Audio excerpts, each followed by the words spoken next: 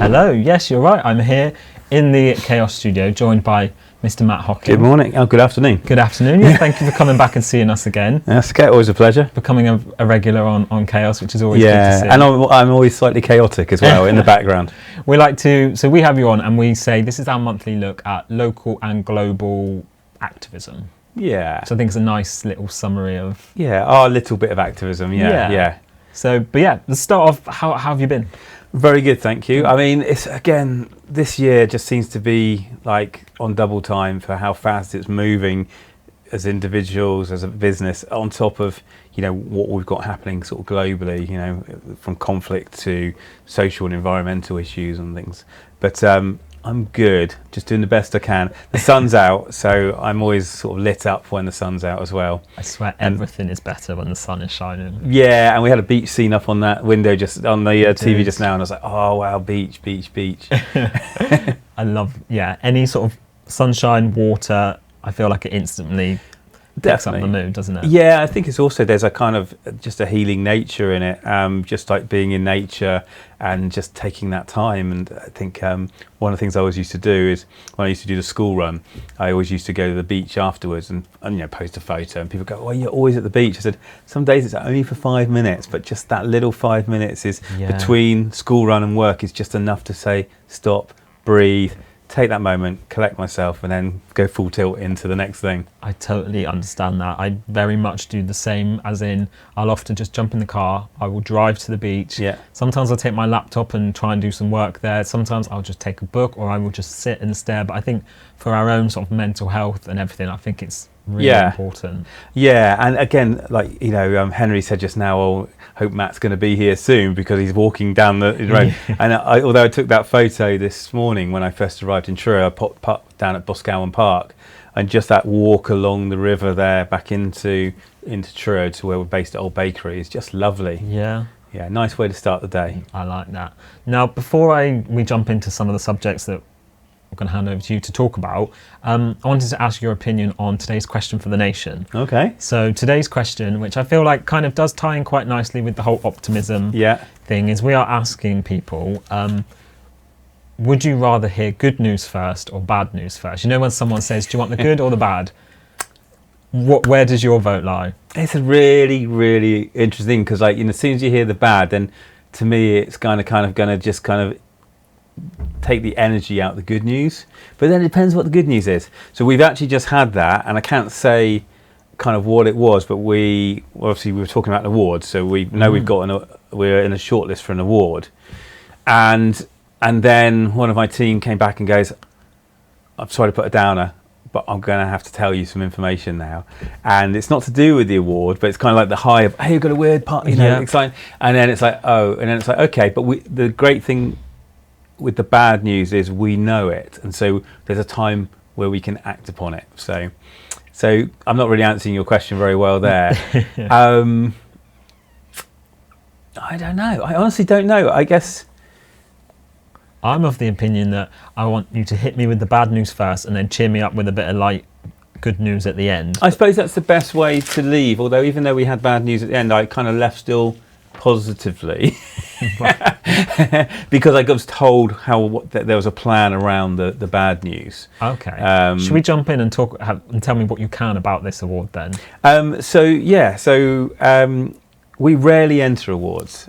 And we have in the past won quite a few awards, usually around environment. We've won like a Bank of America Climate Change Award, Business in the Community Big Green Tick Award, Cornwall Sustainability Award, Best Individual, SME, and overall winner in the past. Wow. And then when we became a B Corp, that certification was enough to be like the award of awards, and you know, we've maintained that. It's not an award, it isn't a certification. But our team wanted to pursue entering some design awards. Now, historically, design awards are very sort of weighted in, you create something and it then sells lots of things for a client, or or it opens up lots of doors. So it's more about it made some money and it opened up new markets and things. So we've won a Design Business Association we've been shortlisted for a Design Business Association Design Effectiveness Award. So I love the term effectiveness. How effective was that design? And for us, it's effective in what it's done for people and planet as well. So it's for work we've done in conjunction with Bernardo's and IKEA about independent living for young people going through a care journey. It's called Life Lab. So we started the work 2019 and we worked through it throughout lockdown. Originally it was working with young people, then we had to take it obviously online, working with them, so a lot of the content is originated from them, very much making them part of the process of design, as well as being useful for those people to come that will be going through a care journey. Fantastic. And that's all we know, and I think it's not until June now, so we've been told. And you said you only found out, was it last night you found out? Last night. So, that's mad. And the funny thing is I did a talk on Monday for Design Business Association, which I think we're going to talk about in a bit, about what design businesses and generally businesses can do to take action towards supporting what's happening in Ukraine and other places. And Deborah at the end of it, who's the CEO of the DBA, sort of said, some of you may be getting an email tomorrow sort of alert saying that you've been shortlisted, but she didn't say who. And there was probably about 60 of us online at the time. So what a tease. Yes. So and then I got a message from Simon, who's our managing director, just to say, I'm not well, but I've got some good news to you. So I'm really excited, and more so for the team, because what was brilliant about this piece of work is I've had nothing to do with it. Right. And that's it might sound in business weird, but it's like so fantastic when your team are able to action your values, do that creative consideration and curiosity, and evolve something themselves. The only bit I had to do is some of the people that actually, you know Nick Cook, won't you? Yes, you know Nick? we do. Yes. Yeah. So good friend of Nath, and I know he's connected with. So it's all linked to Nick involving us, and then this national project, but with a centre down here working with Nick, for independent living. So I don't even know if he knows. Spoiler alert, Nick. Yeah. So no, very very excited about this, and I think again having awards that have a social and environmental recognition really appeals, and I'm really looking forward to whatever the outcome. I've said to the team, let's put in for some more awards, and hopefully we'll get you to a party at some point. Yeah, and half the time as well, it's just about being nominated. It's that recognition, isn't it? Regardless if you actually, as lovely as it would be to win the official title, it's that recognition, isn't it, of being nominated? It is, and I think also for our clients being part of that, it's because we're all used to sort of very sort of like straight areas. So Bernardo's might go into a certain type of award. So for them to be part of winning a DBA award as well. And definitely the recognition. I remember a few years back, I don't know how many years now, maybe 5 years back, we won Best Environmental Business at Cornwall Business Awards. And I hadn't thought much about awards in a way, because I don't quite like being on stage and things, and so I shied away from awards for years. But then just seeing how excited the team were, and all together, that was the loveliest bit. Fantastic. Now, should we jump back to something? I think I'm sure I've talked to you about this before. This has been something that's been we've been talking about coming up for a while. Goodfest. Yes. Goodfest. So, tell me about Goodfest. Well, it's moving along. That's the main thing. Always in my life, there's a certain level of chaos where you just say you're going to do something, and we hold ourselves to it, and then we try and figure it out in between. And so far, through hook or by crook, over the years, we've managed to pull this off. Kind of like creative winging it, basically. And so, Goodfest is a festival of creative conversations on the beach, by the beach. We've had 2 digitally because of the pandemic, and we had 1 in 29 as a physical. And then in September this year, on the 29th and 30th, we're all going to gather about 130 sort of individuals that are interested in how they might have conversations around micro habit changes to global collaborative change. We do not know our speakers yet. We are going to do a call out for speakers soon. We tend to go around the themes of authenticity, accessibility and affordability. Right. So we try and have subjects that kind of people can learn from, and that, because sometimes with environmental stuff and things, it can be considered like a premium product, when actually sometimes if we step back, we can look at it as a much more affordable, accessible way to get to things, but it might be a longer term investment. we're hoping to have a little bit different this year because it's the first one coming back. So we're going to turn it to a CIC, which I'm excited about, except for the paperwork of doing a CIC. So if anybody wants to help me do the paperwork. You're going to have to break it down for me, Matt. What is a CIC? Community interest company. Right, okay. So everything we make will go back into Society and Planet, basically. So a purpose-led organisation, as I'd only do. But we wanted to do it a little bit differently. So we'll have various trustees that we're going to put out. We want a young trustee, somebody between 18 and 30 to sort of join, somebody that's really good at paperwork to join us as well. Right. Always helps, doesn't it? Yeah. So, and then the idea is we'll have various speakers that will inspire conversation. So, you know, we've had conversations around, you know, everything from kindness is a competitive advantage, to, again, you know, ocean activism, micro habits, which is actually a thing, you know, so it's training from a brilliant guy called Mike Coulter, who trained in Silicon Valley. He lives in Cornwall, under a guy called BJ Foggs, who's got this kind of micro habit way of working. So control a micro habit, and then it really opens up the world of possibilities for like controlling your time in a good, positive way. So hopefully stuff that's useful. We are planning a cycle ride to it. We don't know if we're going to do it. So based on when I cycled to COP last year, the same people, Adventure Uncovered, are going to hopefully work with us to create a little cycle for maybe 20, 30 people from Bristol to Bedreuthen on the north coast, Bedreuthen Steps.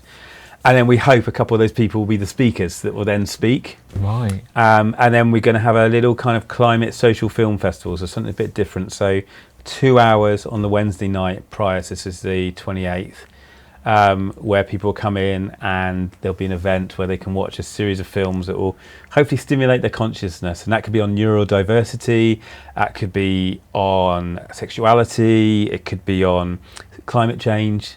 But it's always around the idea of change. Right.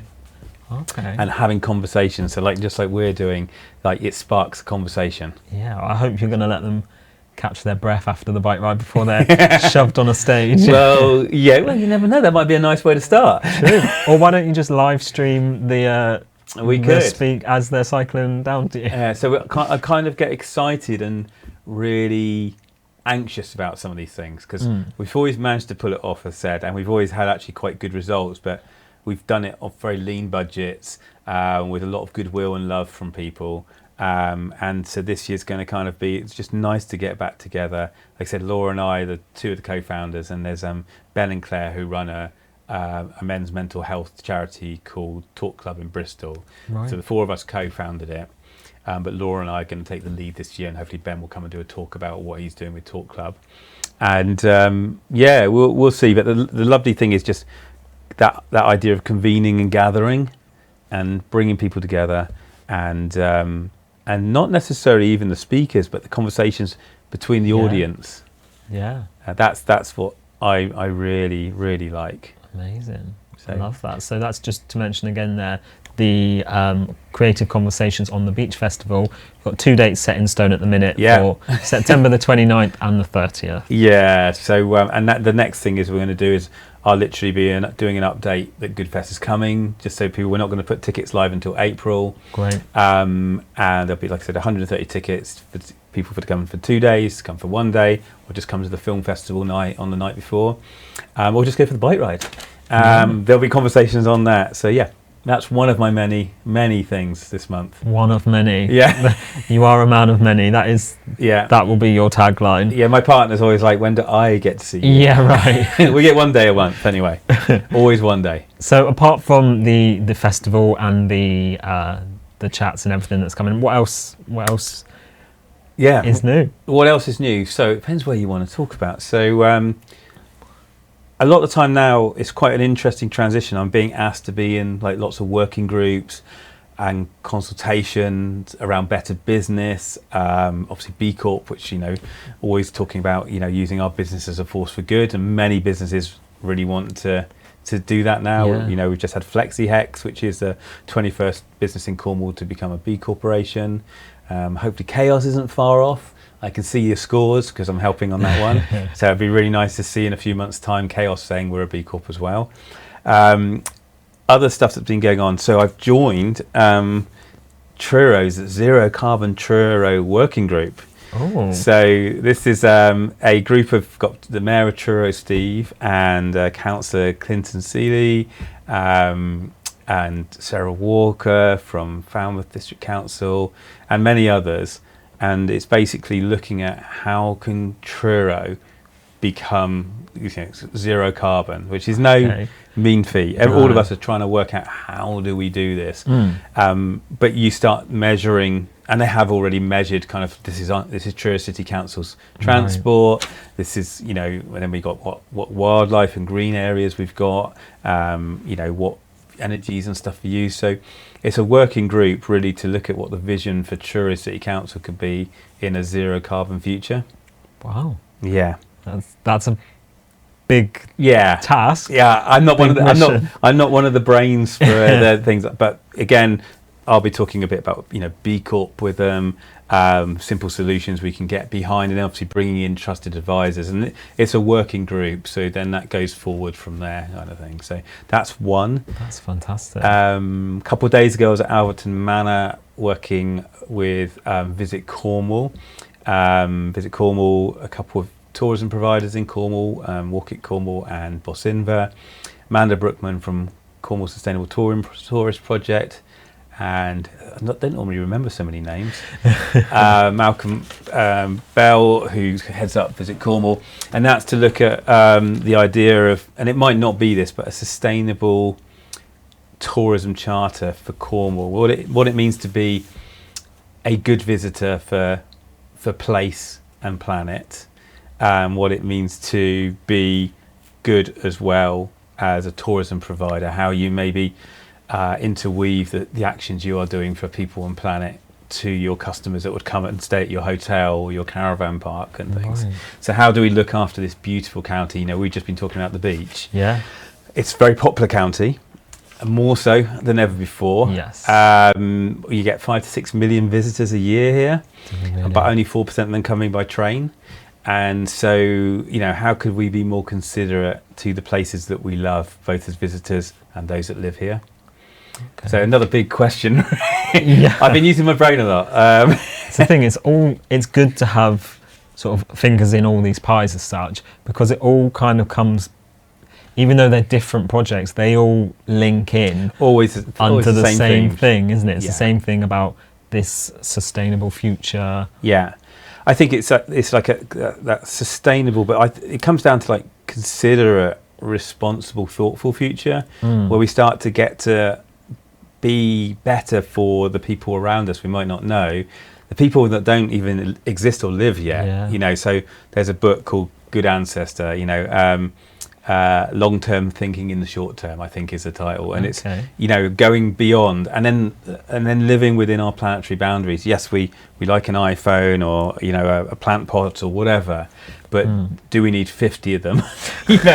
And it's just trying to make us think more about what do we need. And again, with the tumultuous times that are happening in the world, both environmentally and socially, I think it makes us think more again, what do we need and what do we not? And it's really good that Cornwall's thinking on all these levels. I mean, chaos as well, everything chaos does has that focus, brilliance for people that you work with and support, always a knowledge of the environment, and like, is it heat, is it eat? We want it to be both, so it's community as well, isn't it? It's that focus on the importance of community and working together to help ourselves and other people as well. Yeah, we can't do it alone. No. And that's the thing, there's individuality of us, of how we might dress, the music we might like, who our partner is or whatever, but to solve everything we need to come together, and that's it. Very much community is going to be part of it. And actually on the day at Alverton, it's only a small working group to start with, and it'll get broader, but community was one of the big strengths there. And also that it's not food issues or heating issues or the planet carbon, it's everything. And that's what we got to look at it, is everything, it's not just this bit here or that bit there. But it's a lot to think about. So it's been a busy month. I mean, I can't even remember half the things I did. I'm kind of looking at the screen going, what did I do? It's the thing, you've got so much going on, which is a good thing, because I almost feel like if you've I get like this. I'm a very all or nothing kind of guy. I've either got a million plans one week, I'm go, or I've got nothing on. And I feel like that's not often the healthiest balance, because all or nothing, there never seems to be a middle ground. And I just think a middle ground sometimes would be quite nice. I don't know if you're the same, or you're just go all the time. I would like to slow down, but it's just kind of, since COP, I'm very much a believer in setting intentions and manifesting things. So it might sound a little bit hippie-ish, it comes over, but like it's like having a goal. But I found that if I say I'm going to do some talks, the talks start to arrive, and that's kind of what it's been like. So COP, I said I would stop being, I stopped turning down like coming on to things like this. Yeah. And thinking there's somebody else that do it. Like Henry was talking about, this big chaos 5-day event and stuff. And my first thing is like, I get nervous, but then I know I've been asked, so there must be a reason I've been asked. And so I've just got to have appreciation of that. So, but the manifestation's got out of hand, because it's literally, I mean, and to be honest, I was saying to him, I'm doing probably a 15-hour day solidly all the time at the moment. I've got the energy, but I won't have it infinitely. Yeah. So I'm just trying to get ahead of things, but you never quite get ahead. No. And so sometimes when you just stop, it actually is better by just doing a voice and go, oh, let somebody else go on with it. That worked out all right. There's always that worry of burnout as well. You don't want to overdo it. But another thing I want to mention to you, something else that you've been up to, was we touched briefly on an award that you've been nominated for, but on the other hand of that, you've also been a judge on... Oh, yeah. I'm about to be. I'll be a judge later this year. Is that later on this year? Yeah. Falmouth University. Tell me a bit about that. So I got invited with a bunch of other creative practitioners to come and meet various sort of creative students from all the sort of design, journalism, creative advertising. So we had probably like 200 in the auditorium. Wow. And I'm very lucky. Again, it turned out to be all sort of B Corp associated organisations, so it's like family, even though we don't know each other that well. So there was myself from Leap, and then we had Chrissy from Creative Conscience. So Creative Conscience are this brilliant, I think they're a CIC actually, but organisation that basically anyone can put forward creative ideas around social and environmental impactful change.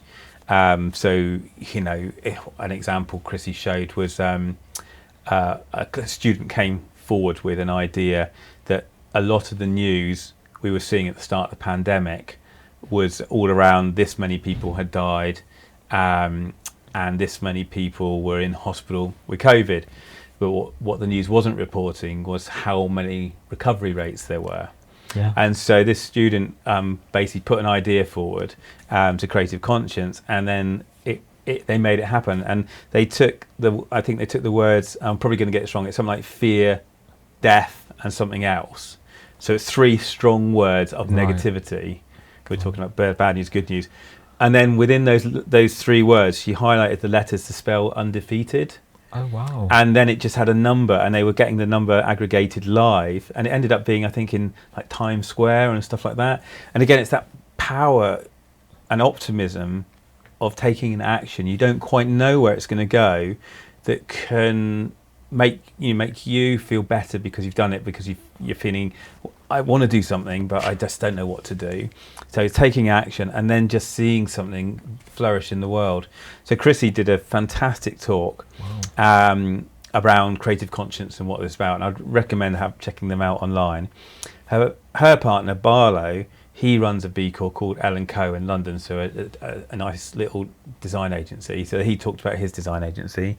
We had a lovely lady called Grace Reith, who used to be do the impact and the B Corp certification for Origin Coffee. Right. She's now with a big agency called Bray Lane, like 200 staff agency. So she talked about what they're doing as well, and she's their sort of like director of impacts.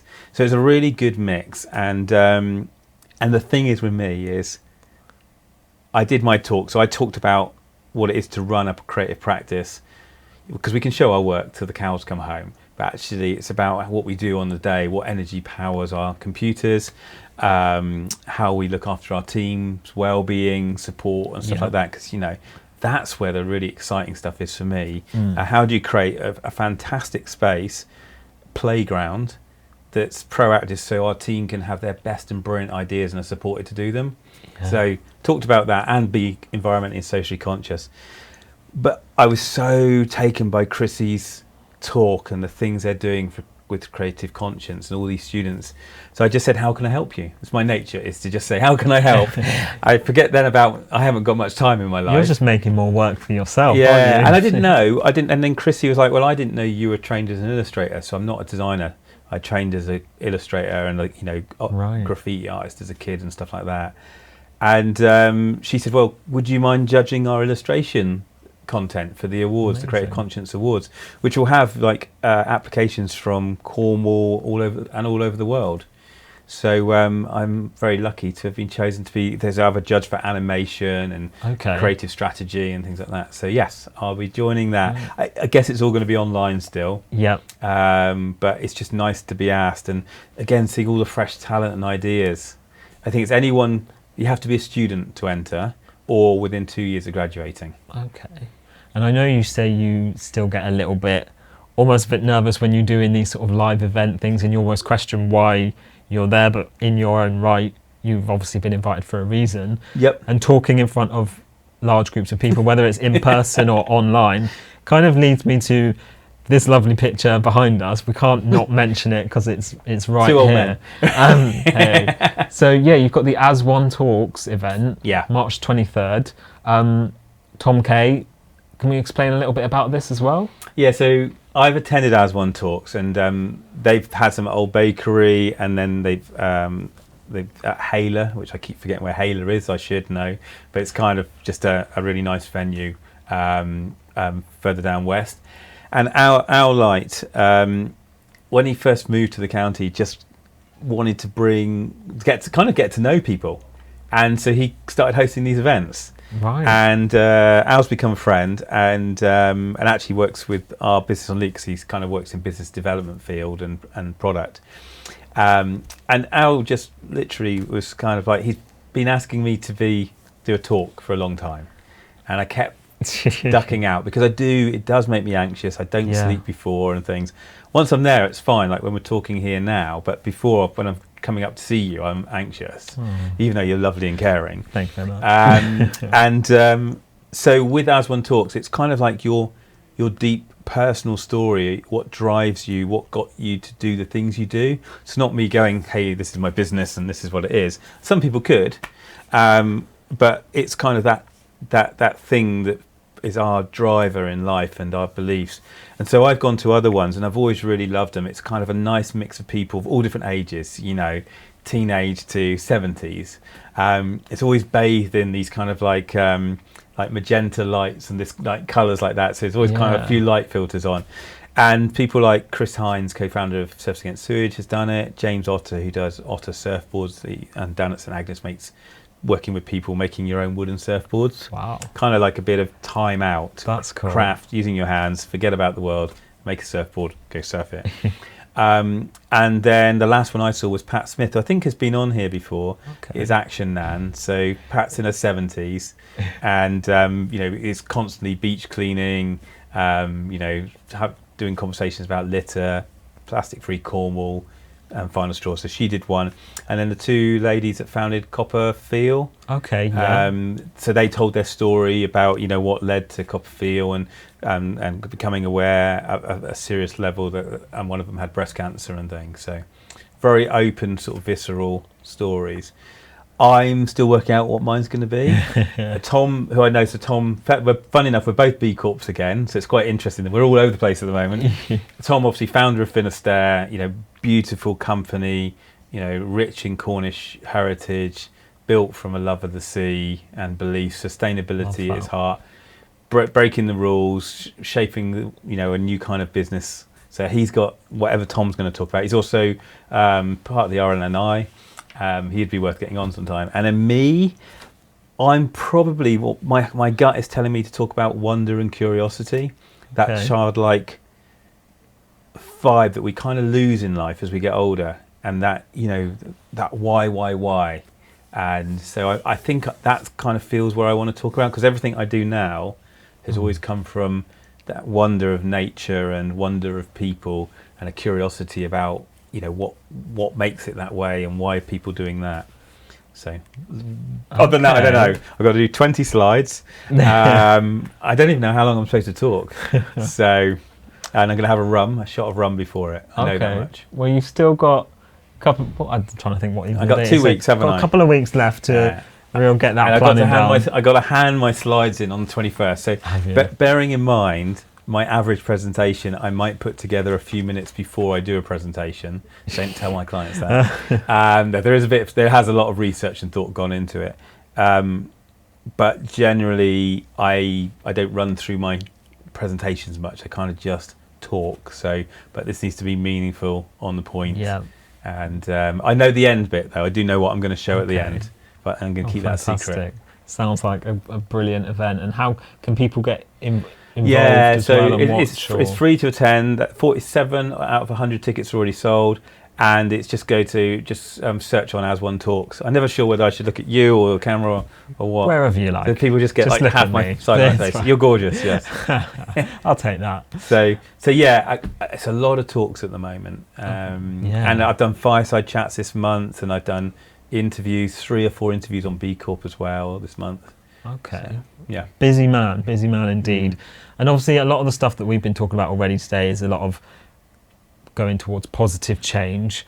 Obviously, I feel like we have to mention there's a lot of negativity going on in the world at the minute, specifically everything that's going on with Ukraine and Russia. Indeed, yeah. And I know you wanted to mention a few little points of how people can get involved and do their little bit in some way. Yeah, I think it's an interesting one, because I think, like many with societal changes, we do wonder what can we do, and it goes back to like the name of optimism in action. I mean, we're not affected at all from what's happening there, what it is to live your life with the fear they have at the moment, and that mass exodus, the biggest exodus since World War II.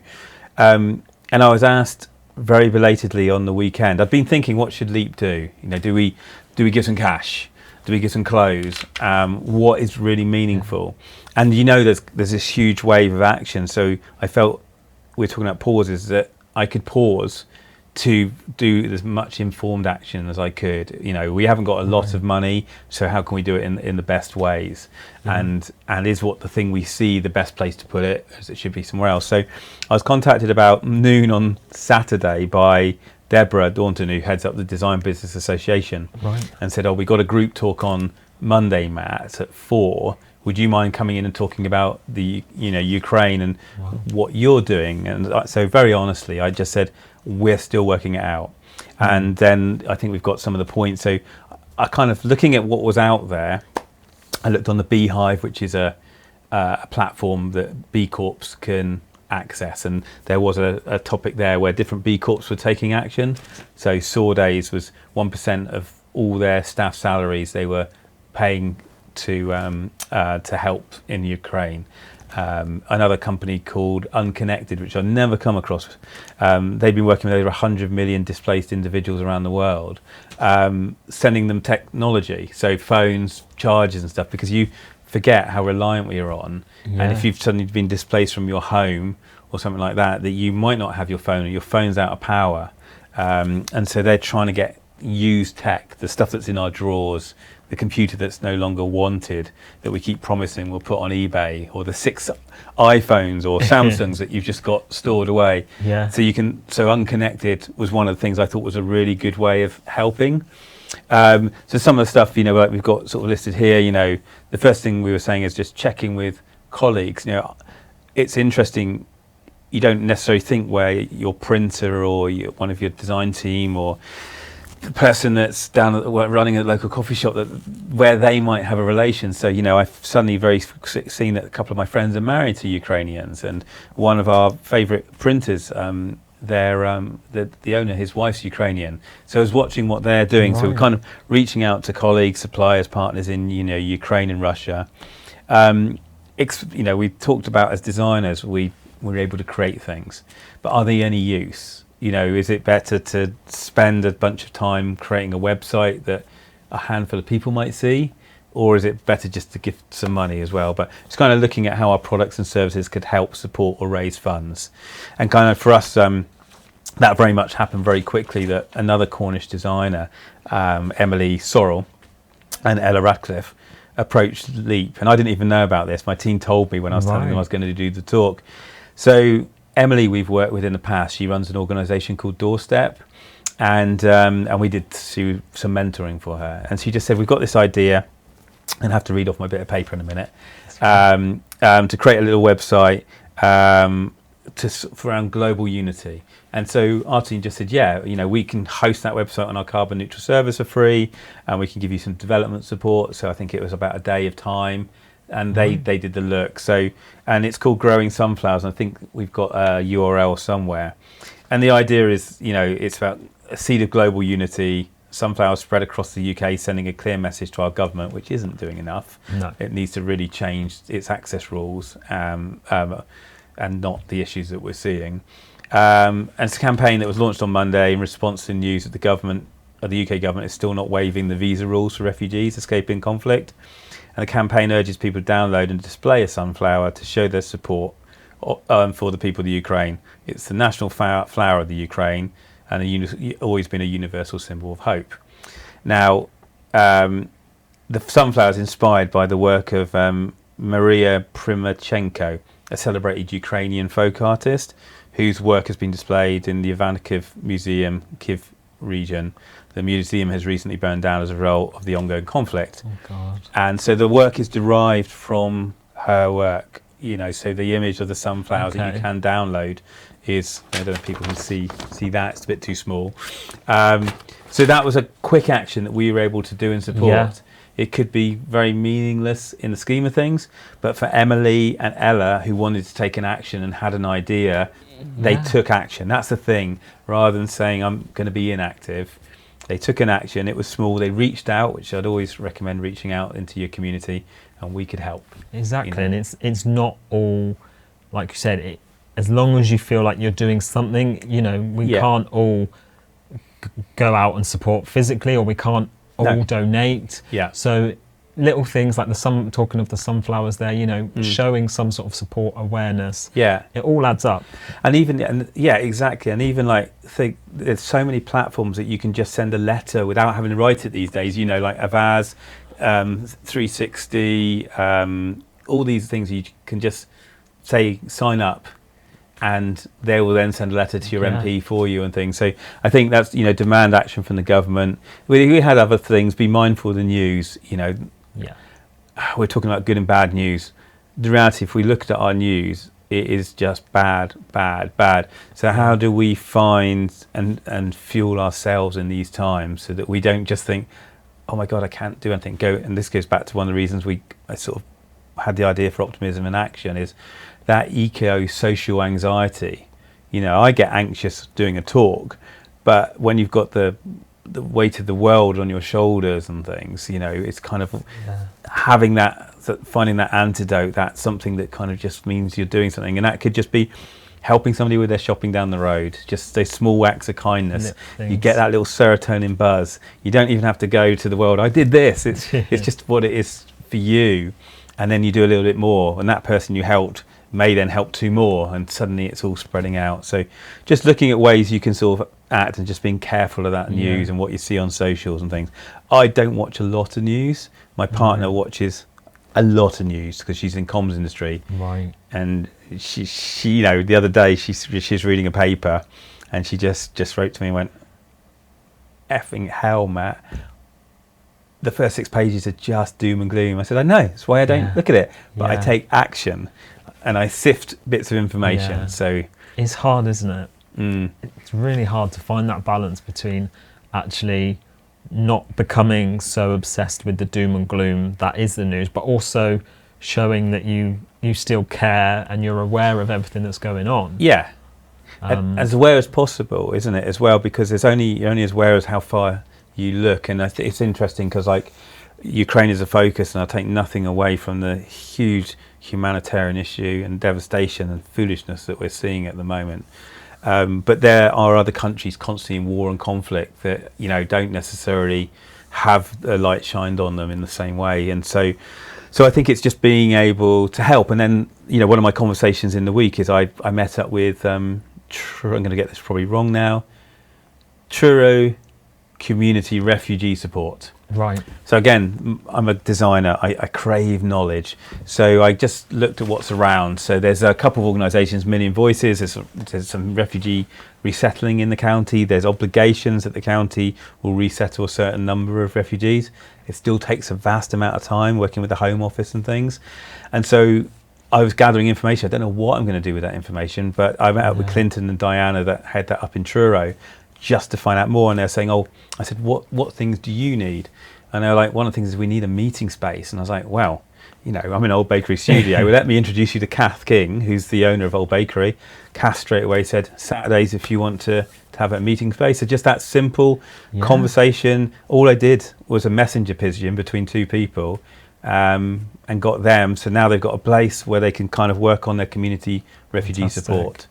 It's all about who you know, isn't it? Sometimes something that you might think is a really simple conversation can lead to something that can really help someone else. Totally, and we're all just signposts, really. Yeah. You know, attractive and dashing ones and stuff like that. But you know, we are just signposts, and we're full of really brilliant information. And I think sometimes we don't appreciate maybe what we know, whether it's just from a plumber or a gardener to a meeting space, or talk to somebody about net zero and the like. So and it's just, I mean, I think that's probably my greatest talent, is literally just being a signpost. I just do that a lot. It's like that and that way. And design is interesting as well, because design, and I don't know what it's like for yourselves here, but design's, I might have said this before, it's like a nexus point. Everything kind of crosses. Somehow everyone will always cross through a designer's pathway, because they'll always want a table designed, or a website designed, or a logo designed. Yeah. So we're kind of this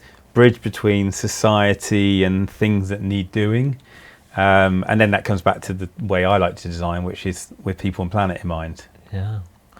Brilliant stuff. Now, obviously, it's been a busy month for you, and I'm sure by the time we have you on next month, I'm sure there's going to be even more stuff to talk about and dissect. I would have done this. You would have. Was it? No, yeah, that's that. We're going to be in April now, aren't we, when we next meet up? So, yes, I would have done this, and whatever else has happened. Fantastic. And lastly, we've got a few minutes just to wrap up, but I want to just give you the chance to remind people where they can get in contact with you. What's the easiest?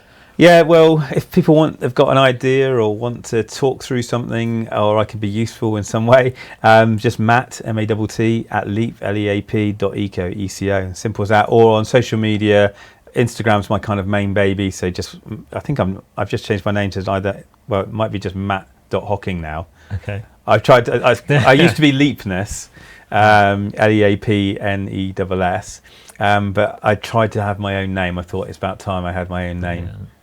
Well, thank you so much for joining us. Thanks for having me on to talk. It's been brilliant. I'm going to hand back over to the studio.